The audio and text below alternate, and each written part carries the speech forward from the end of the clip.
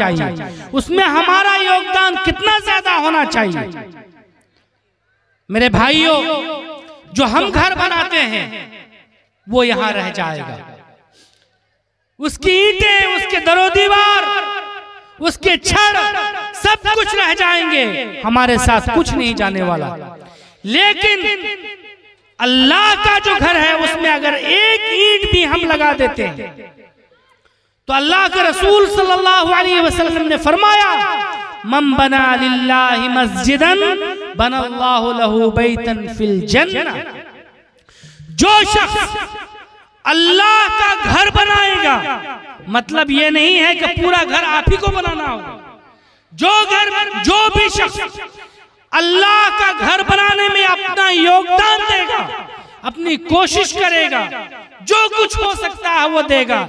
अल्लाह का वादा है, अल्लाह के रसूल का फरमान है कि अगर खुलूस नीयत के साथ आपने उसमें योगदान दिया, आपने उसमें कंट्रीब्यूशन किया, आपने उसमें इंफाक किया, आपने उसमें खर्च किया, तो अल्लाह ताला आपके लिए जन्नत में उसके एवज में एक घर बनाएगा। मेरे भाइयों, आज मस्जिदों का क्या हाल है आपको पता है। संभल में क्या कुछ हुआ आप सब लोग जानते हैं।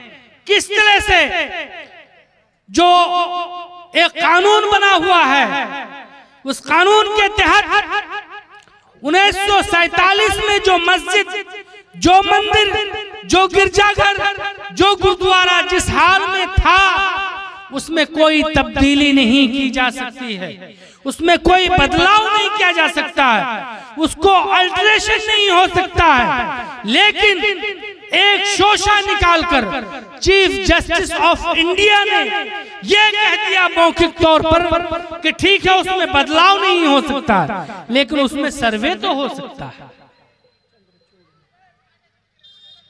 एक ऐसा शोशा छोड़ दिया, उसके बाद संभल की मस्जिद के पीछे लोग पड़ गए, शरपसंद अनासिर उसके पीछे हाथ धोकर पड़ गए। और फिर जो नौबत आई आपने देखा कि किस तरह से वहां नौजवानों पर गोलियां चली और मस्जिद के लिए नौजवानों ने अपनी शहादत दी, अपनी कुर्बानी दी, अपनी जान गंवाई।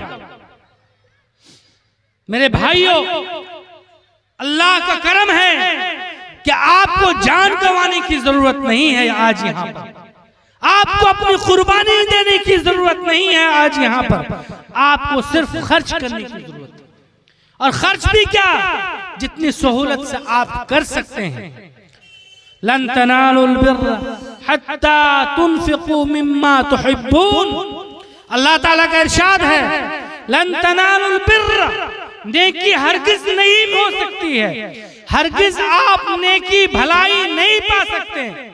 लन तनालुल बिर्र हत्ता तुनफिकू मिम्मा तुहिब्बून, यहाँ तक के जो आपको सबसे ज्यादा पसंद है उसमें से आप खर्च कीजिए। सबसे ज्यादा पसंद आज क्या है? दौलत।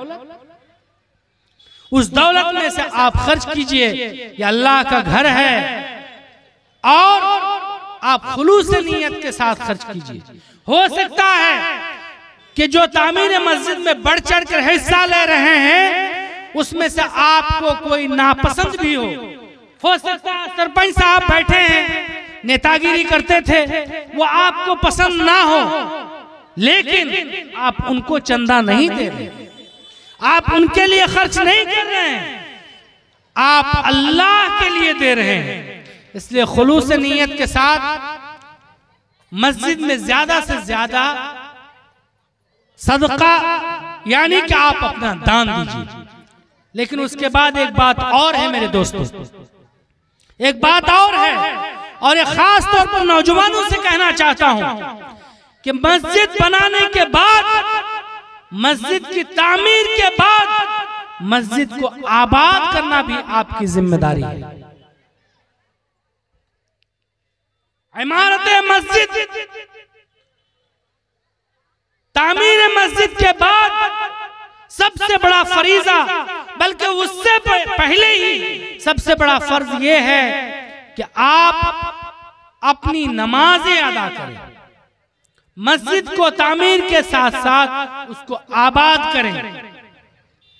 मेरे दोस्तों, इस आबादी के लिए जरूरी है कि आपके अंदर इस्लामी तालीम हो, इस्लाम का ज्ञान हो, कुरान और हदीस की जानकारी हो। कम से कम आप नमाजों में जो पढ़ेंगे वो दुआएं आपको अज़बर याद हो। जो लोग बड़े हो चुके हैं, जो लोग बुजुर्ग हो चुके हैं, आप शर्माए नहीं कि এই বয়সে এখন হারা কেন করে सीखबो। मेरे भाइयों, मेरे दोस्तों, सीखने की कोई उम्र नहीं होती है, सीखने के लिए कोई उम्र नहीं होती है। एक बच्चा भी सीख सकता है, एक बूढ़ा भी सीख सकता है।